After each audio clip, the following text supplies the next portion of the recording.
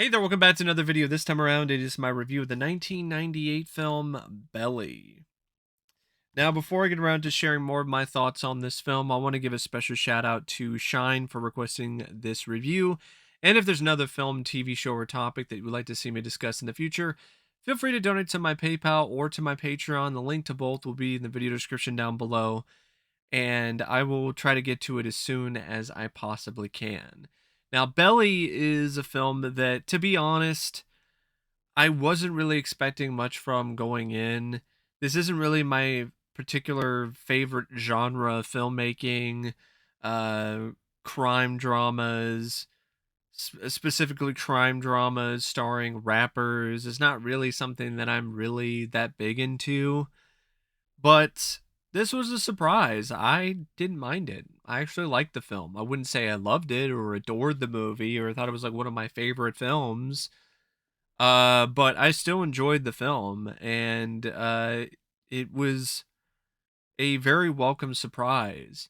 I think it could have been better when it comes to the writing or when it comes to some of the acting, but for the most part, I thought it was a pretty solid movie for what it ultimately was.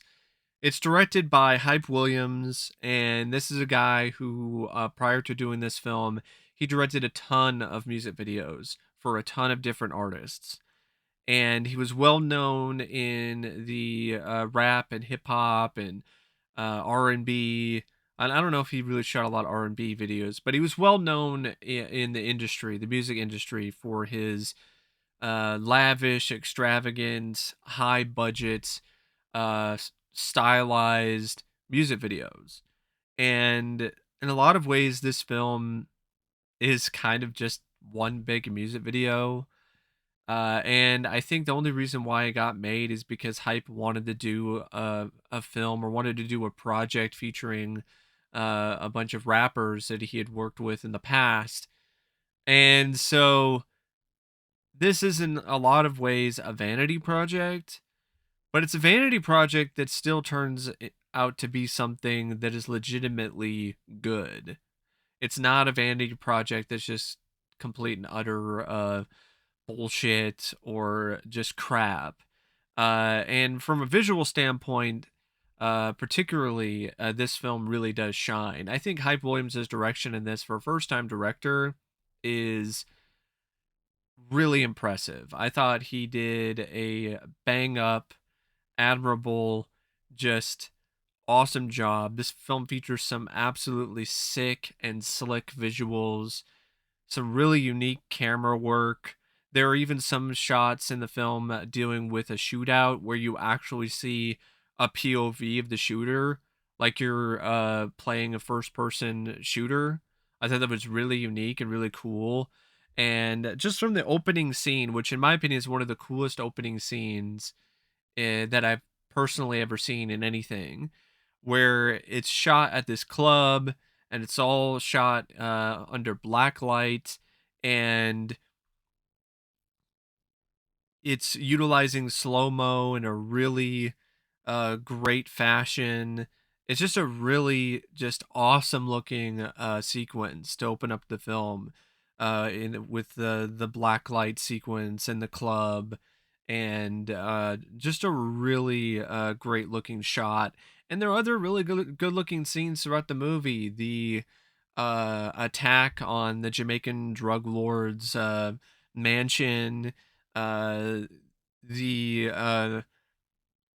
other sequences later on in the movie that involve Buns, where he's trying to assassinate this preacher, and he is going through all these different hallways, and it's this just unbelievably lavish and luxurious looking location, and the way that Hype shot that setting is just nothing short of spectacular.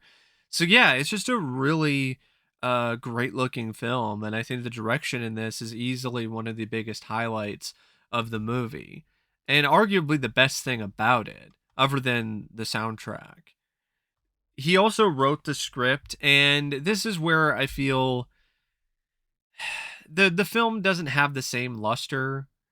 The screenplay, it's very much just a series of loosely interconnected events, and it doesn't really provide a lot in terms of depth or a lot of things that really make you consistently or efficiently invested into the story and into the characters. It's one of those things where it just kind of goes through the motions. So you have a little bit of a story going on, a little bit of an arc with these two characters, um, Buns and Sincere, and they seem to be on a similar path initially in terms of drugs and violence and so on. But then as the film goes on, Buns goes on a different path than Sincere, but Sincere also at the same time he wants to get away from that life. So it seems like they're also ultimately winding up on a similar path by the end of the film too, which I didn't mind. I actually like that a lot. I like the ending of the film, and I like the fact that you have these two um, characters who are involved in the gang life and are selling drugs and are breaking the law and so on. But they're two characters that have that in common initially, but then by the end of the film, they have something else in common, which is a positive thing. What they have in common is that they were able to break away from that life. I think that is a really nice message, and I think the film could have really focused on that more, especially Buns' rehabilitation. But the fact that it decides to go there is something that I definitely do appreciate. But a lot of the drama involving the other members of the gang or the Jamaican drug lord guy and a lot of that other stuff doesn't really do a whole lot for me. Like the stuff that's going on in Nebraska, for instance, with the Nebraska gang. There's just a lot of stuff that just happens, but you're not really that invested in what exactly is happening. It's just stuff that occurs. There's a lot of moments that are very heavily reliant upon narration, which definitely seems like Hype Williams was inspired by something like Goodfellas, for instance. But this is no Goodfellas. The narration moments are not really that strong. There's this overarching sort of thing going on with Sincere and his wife where he wants to go to Africa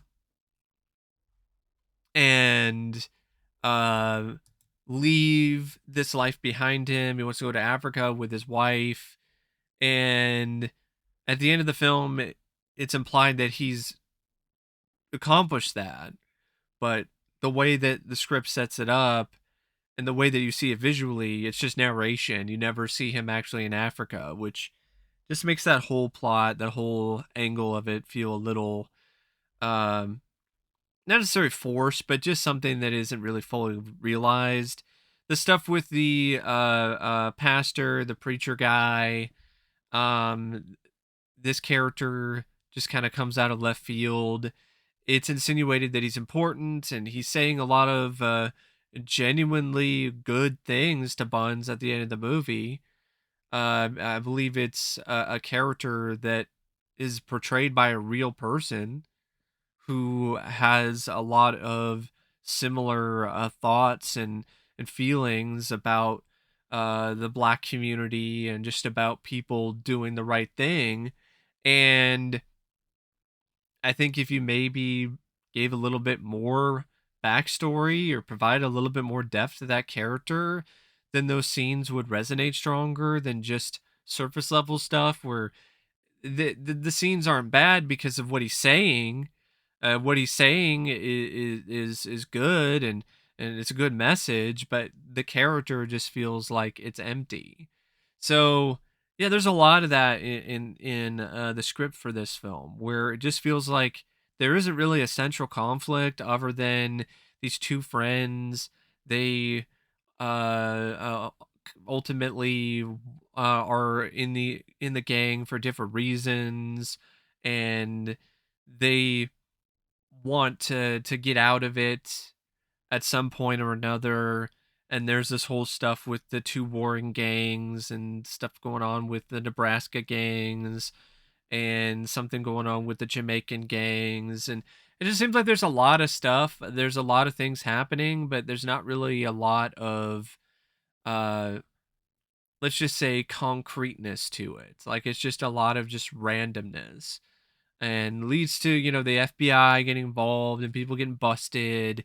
There's this whole thing with Buns where he's courted by, I guess, a federal agent, but it's not really made clear that that's the case, to take out this preacher who is rising up in the community, and he's considered dangerous.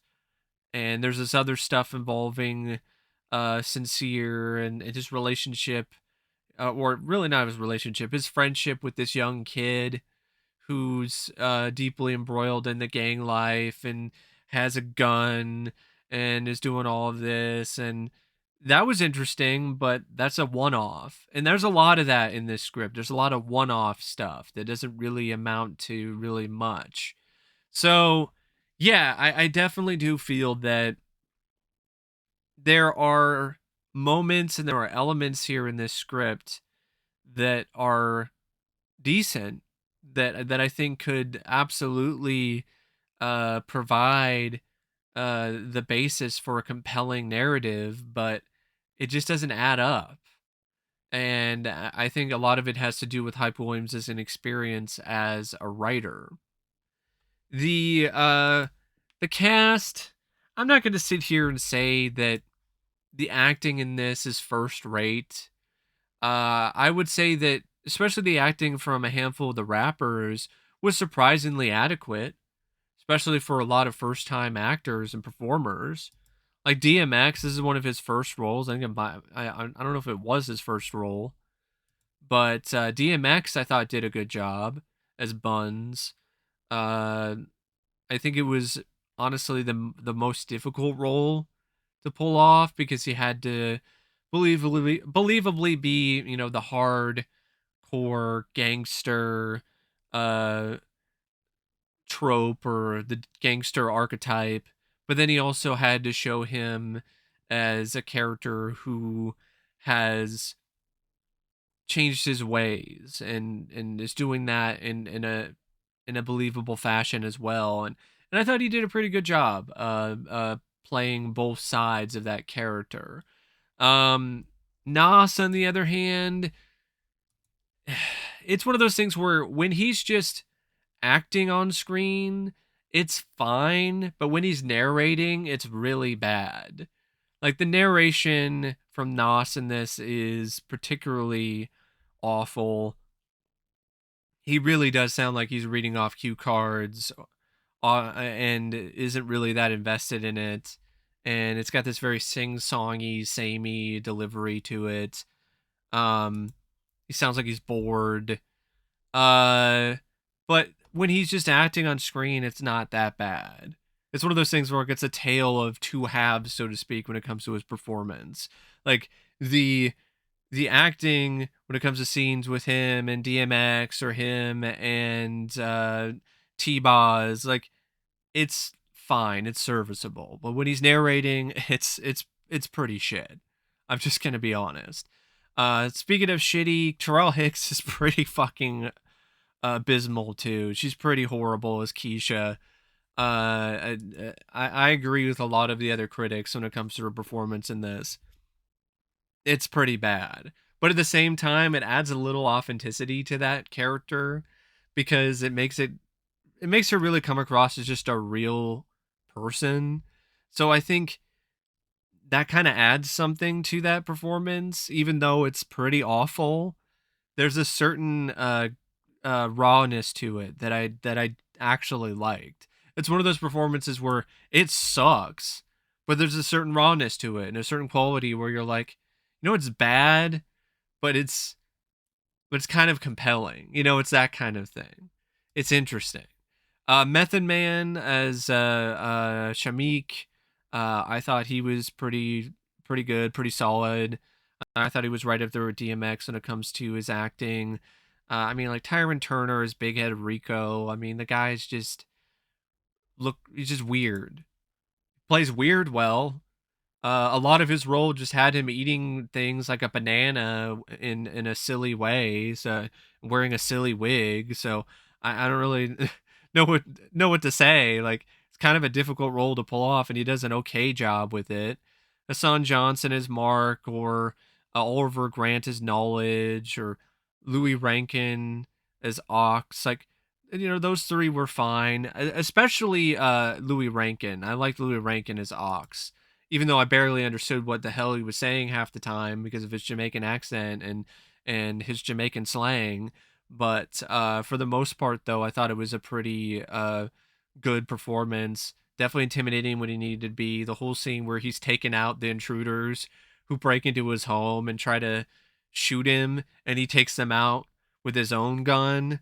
That was a lot of fun, and I think he really made that scene reach a whole other level that I don't think it would have otherwise. I also want to mention Benjamin Chavis, who played the Reverend, played the who's called Reverend Savior, because this is actually a real person. Like he was a real motivate. I wouldn't say motivational speaker, but he was a real speaker. He was a real guy who spoke about a lot of issues that were happening in the Black community or just in the world at the time. He actually knew Martin Luther King, so I thought his acting for what he was asked to do, which is just be himself, I thought was pretty good. Was all right. Um, you have some other cameos like Sean Paul has a cameo, Ghostface Killer has a cameo, Crucial Conflict has one. Kurt Loder plays himself in an MTV news segment, which is how the script reveals the whole angle about Buns and these other members selling this other drug out of Nebraska, which was a little clunky. Definitely a clunky bit of exposition.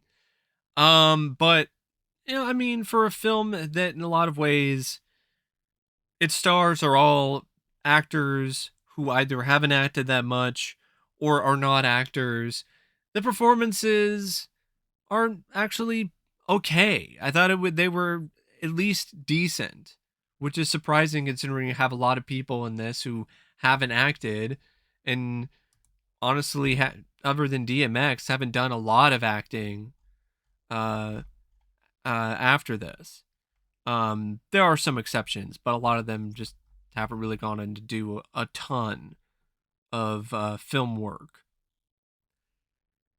Speaking of film, the way that this film is shot by Malik Saeed is spectacular. It's just, I just love the way this film looks. I think the cinematography coupled with the direction is something very special.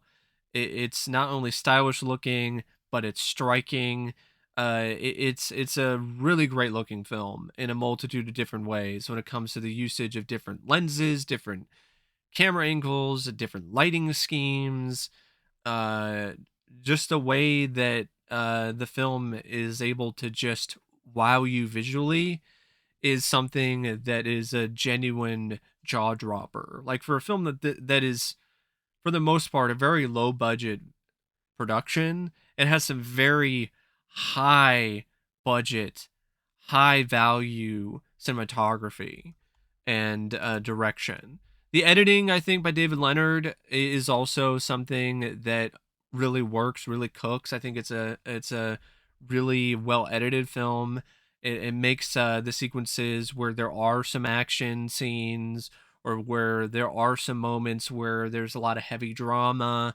Uh, it really does elevate those sequences and makes them pop more when it comes to the emotion in the scene or what the sequence is trying to get across when it comes to the storytelling or just the visual array that is unfolding before your eyes when it comes to just the film's look for each particular scene. So yeah, it's a well edited film as well.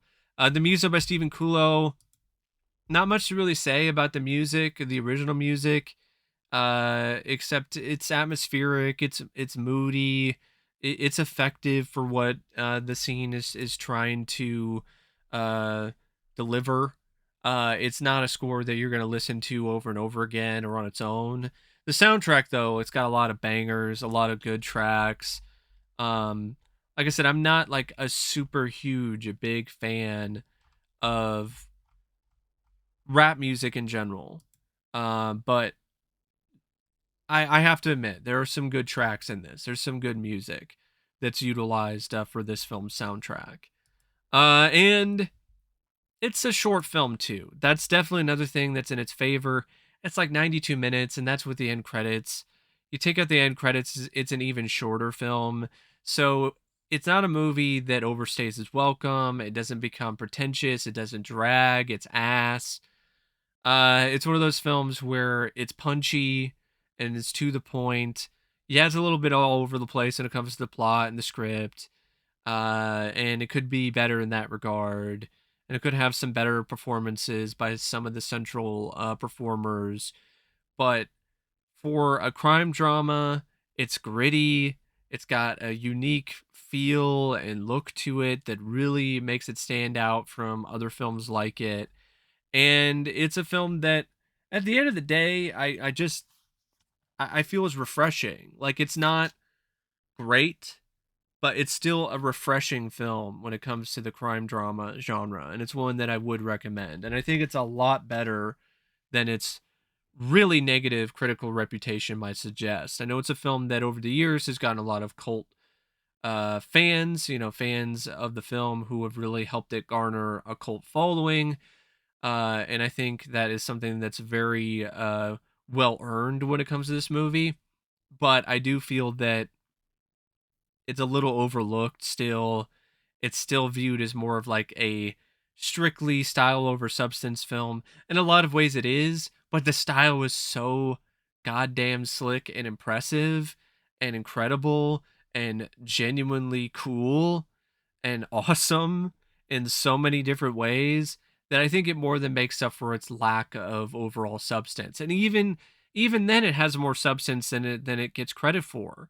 The ending, which is hopeful and provides a completely different perspective and a completely different denouement for this kind of film, is something that is also very refreshing and fairly unique. You don't see a lot of films that deal with crime and deal with the life of crime and deal with these kind of issues that don't have an ending where somebody, dies a horrible death or a tragic death, and the lifestyle is, let's just say, bookended with nothing but tragedy.